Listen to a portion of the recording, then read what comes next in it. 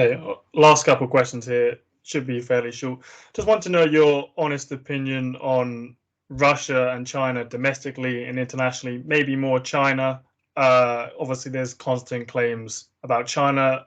They haven't really had much of a overseas military presence like the US and NATO.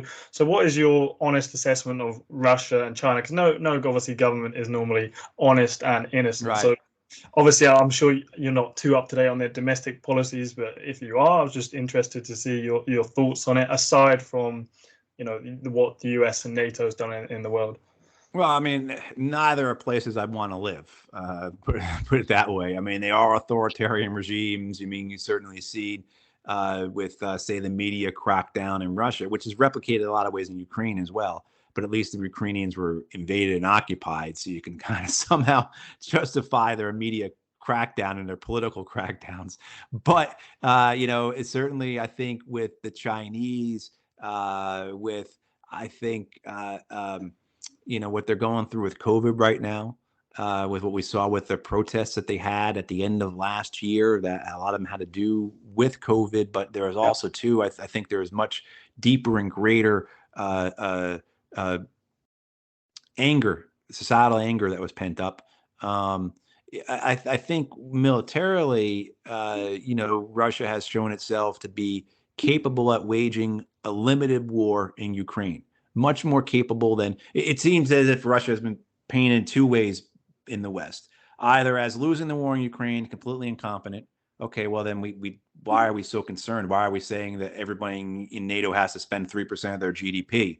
Why are we, have a $858 billion U.S. defense budget if the Russians are losing this war against Ukraine? And then the others are saying, oh my God, Russia's going to invade and conquer all of Europe.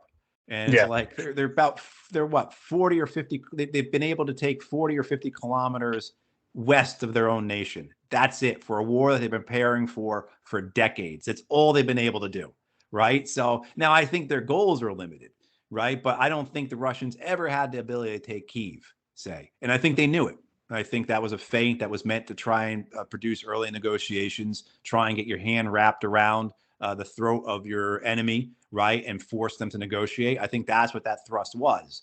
And when the negotiations failed, that thrust, immediately fell back, right? And then they went into the east full hard. A number of different things that had, of course, pulled Ukrainian forces away from the east. I mean, so I think it was a good plan on their part, but it's limited. It's not going to conquer all of Ukraine, let alone then go to Poland next. I think, okay, so if that's who they really are, why are we so concerned about them? The other thing then too is with the Chinese, the one thing I will say about the Chinese as they grow and build their military, which they are doing, which has a lot to do with, for 25 some odd years, the Americans sailing aircraft carriers up to their coastline and humiliating them. And them saying, Chinese saying, if you keep doing this, we're going to have to respond. And now they are. They've got an aircraft carrier on their own. But more importantly, they've gone from where they had 300 nuclear weapons for decades. They are now building over 1,000 nuclear weapons. I mean, so this is all very dangerous.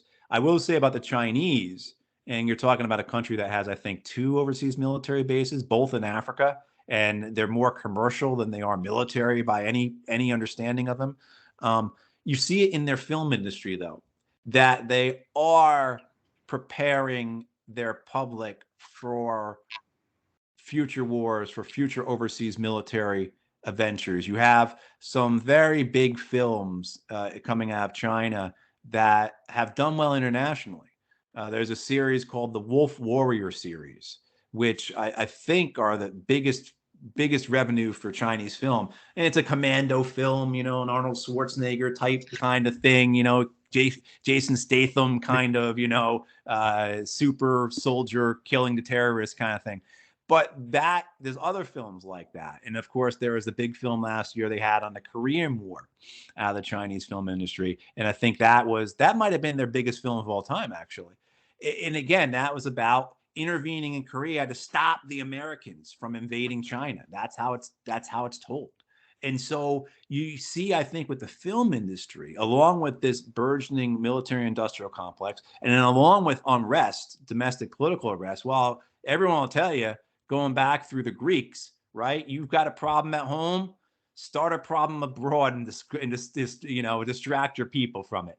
So I look at those things with the Chinese, and then of course the continual bullying by the Americans, this insane desire to have China as an enemy, for a bunch of different reasons. But I say, okay, I think the Chinese really are preparing to step into that role of being a worldwide military power. They're preparing their people. They've got domestic reasons for it. They've got this. They're building they've got a military industrial complex of their own now. Fantastic. That's great. That's all the world needed. Another one of those, right? I mean, so I think that's where you're heading Chinese, militarily. I don't know if that means at some point they will do something drastic towards Taiwan, or whether it's just they want to be able to have, naval surface warfare groups off the coast of Africa at all times. I'm not sure where they're going with it, but I definitely think that's what they're doing. And certainly we see that with their outlays with their expenditures, with what they're building, everything else.